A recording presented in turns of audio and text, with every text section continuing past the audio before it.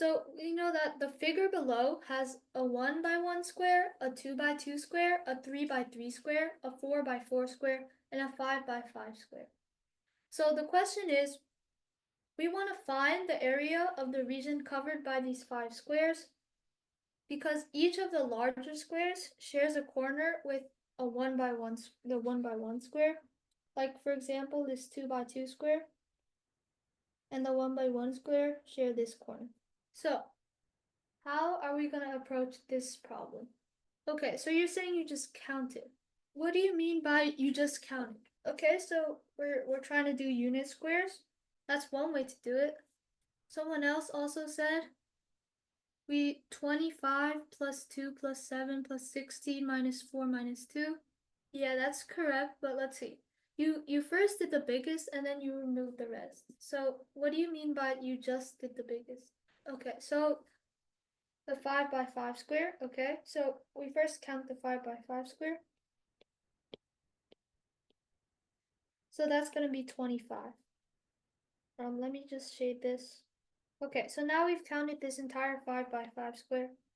So then you jump to the 2 by 2 square. So then how much is left of the 2 by 2 square? It's, yeah, because you already shaded half of it, so the rest is 2. So now we get rid of this as well, and we add 2. So we finished off the 5 and the 2.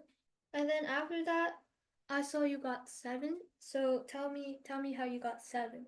Oh yeah, the rest of the 3 square, okay?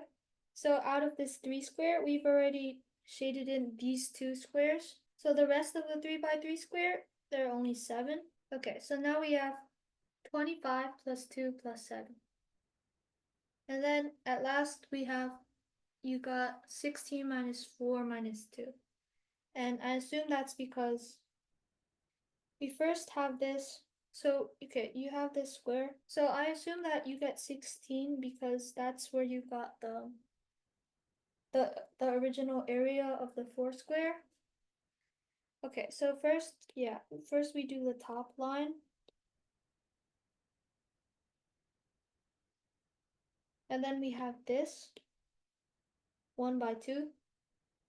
So then we only want to add the area of the square excluding these regions. So it's going to be 16 minus 4 minus 2, because this part is 4 and this part is 2. Yeah, that's exactly correct. So we get that the area of this is 44. Okay, so far we have 2 ways to do it. First of all is partitioning the entire thing into unit squares and then working on each rectangle and then everything in that rectangle that's not originally covered. First, I'm going to show you another partitioning solution.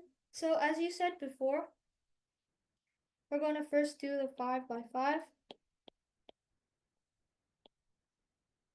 So that's going to be 25. And then instead of doing this entire 2x1 here, you can just do this 1 here. So this 1 in the top left corner of the 2 by 2, then you add 1. And now you do this 2 by 3 over here. So that's going to be 6 more. And then finally, you add the 3 by 4.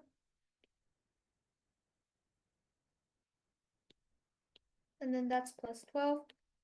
And then we get the same answer, which is 44. So they're both partitioning solutions, but I think this is easier because you just have 4 rectangles instead of a lot of like randomly arbitrary shapes. Yeah. Okay, I have one last solution. So we used pi, principle of inclusion-exclusion, to solve problems involving overlaps. And this is one good example where we can do that. So instead of taking the 1 square into account as a separate square, instead we just focus on these 4 squares, the 2 by 2, the 3 by 3, the 4 by 4, and then the 5 by 5.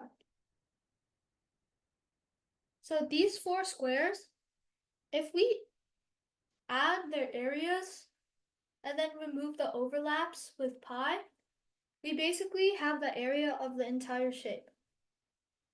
And then it also turns out that although at first it seems like we have a lot of terms, many of them, most of them are rectangles and they're very easy to calculate. And then the rest are just going to be either nothing or the 1 by 1 square. So let's see how we can use pi. So first of all, we want to take the individual areas of all of the squares. That's going to be 25 plus 16 plus 9 plus 2. 2 squared is 4.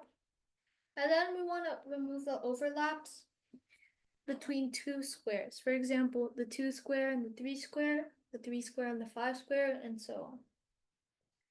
So let's do this together. Okay, first we want the overlap between the 2 square and the 3 square.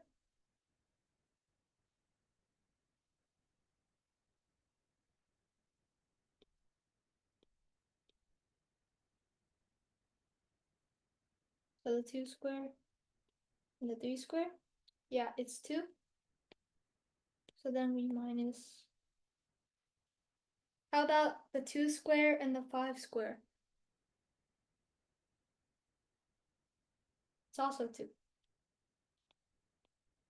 How about the 5 square and the 4 square? 4, exactly. And finally, of the adjacent ones, we have the 3 square and the 4 square. And what's the overlap for that?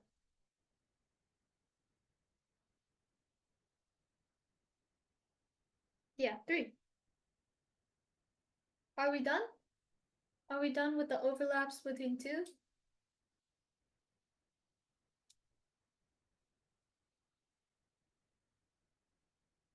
Are we done with the overlaps between 2? Turns out we're not, because we forgot we haven't used the opposite squares yet. For example, this and this, the 3 square and the 5 square. So what's the overlap between the 3 square and the 5 square? 1. And what about the 2 square and the 4 square? It's also 1, exactly. So now we're finally done. Okay, now we're going to move on between to the intersection between 3 squares. So let's start with the 2 square, the 5 square, and the 4 square. What's the overlap between these 3 squares?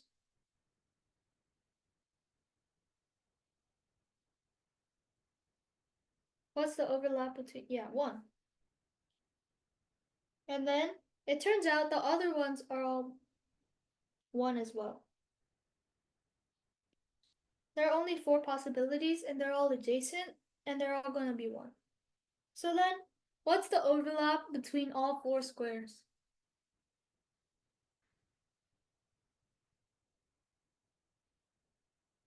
The overlap between all 4 squares is 1. So if we evaluate this, it's 44. Okay, so you guys ask why we would use this method instead of like counting or something similar like partitioning.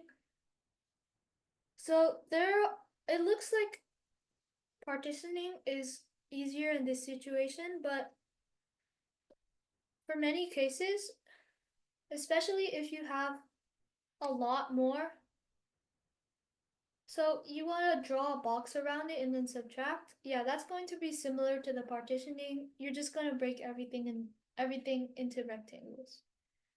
But it looks like it's really hard in this situation. But if we take, for example, 10 squares, then you're going to wish that you hadn't like been doing counting because that's going to take a while.